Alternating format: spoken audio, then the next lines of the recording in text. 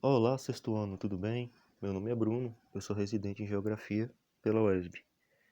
Bom, hoje vamos trabalhar a semana 18, com o tema O Tempo e Clima.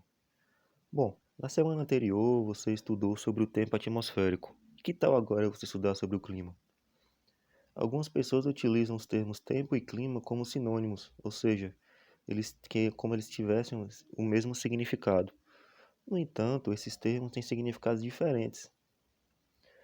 Bom, o que é o tempo? Tempo é o estado da atmosfera de um lugar num determinado momento. E ele muda constantemente. Por exemplo, o tempo pode estar nublado, o tempo pode estar frio, ou seja, ele muda.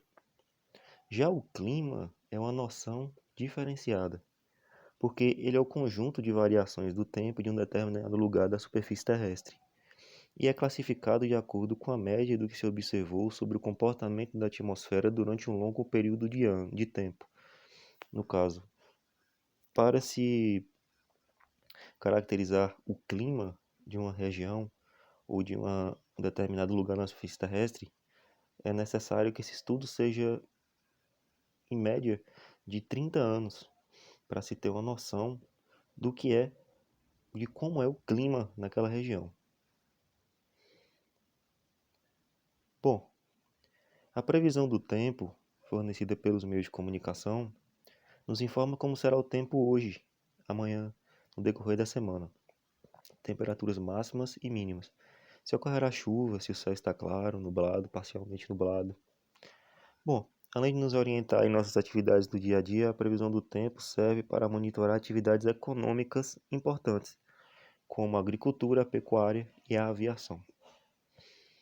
Bom, diferentemente da previsão do tempo, para determinar o clima de uma região, é necessário observar e registrar as características do tempo atmosférico por um longo período, como eu disse acima, entre 25 e 30 anos, principalmente a temperatura e a precipitação, que no caso precipitação é a chuva.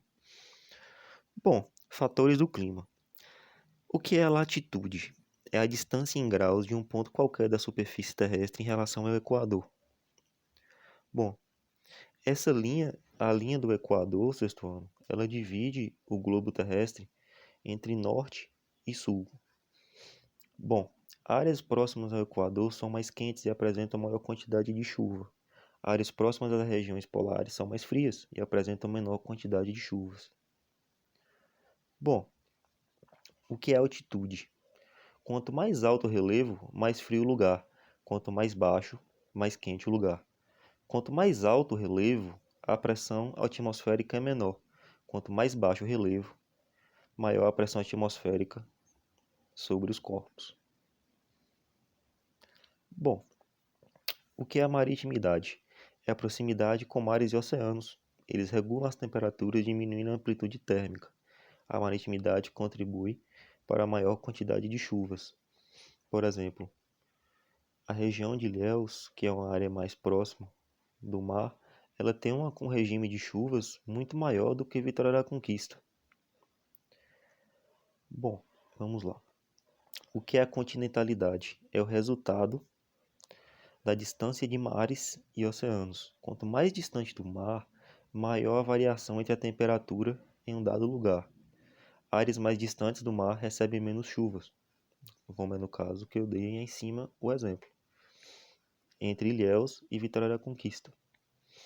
Bom, e as correntes marítimas, elas também têm total influência com o tempo e o clima. O que é uma corrente marítima? É o movimento das águas dos mares e oceanos das áreas mais aquecidas às mais frias do planeta e vice-versa. Pode ser quente ou fria, de acordo com a região de origem. É reguladora do clima das áreas litorâneas principalmente. Bom, massas de ar, que é mais um dos fatores. É um grande volume de vapor de água que se desloca na atmosfera. De acordo com o seu local de origem, pode ser quente ou pode ser fria. Tanto que a gente vê várias vezes passando no jornal, quando a meteorologista está falando sobre o tempo, que está se deslocando a massa de ar quente em direção ao continente. Isso tudo modifica o tempo. E, com o passar dos anos, se for feito o estudo, entre 25 e 30 anos, pode ser um fator modificador também do clima, assim como são as correntes marítimas. Bom, como o clima interfere no dia a dia das pessoas? Interfere diretamente no seu modo de vestir, no uso dos acessórios, na culinária, na agricultura, nos hábitos diários, no tipo de moradia. Bom, esse é um mapa que ele mostra, que ele faz uma explanação sobre os climas do Brasil. Aí temos o clima equatorial, tropical, semiárido, tropical de altitude, tropical atlântico e subtropical. Bom, e para fazer uma síntese de tudo que foi explicado nesse vídeo, vamos agora para a atividade. Observe o mapa Climas do Brasil, que é esse mapa aqui, e relacione corretamente o clima, que está na coluna 1, com a região onde é encontrado.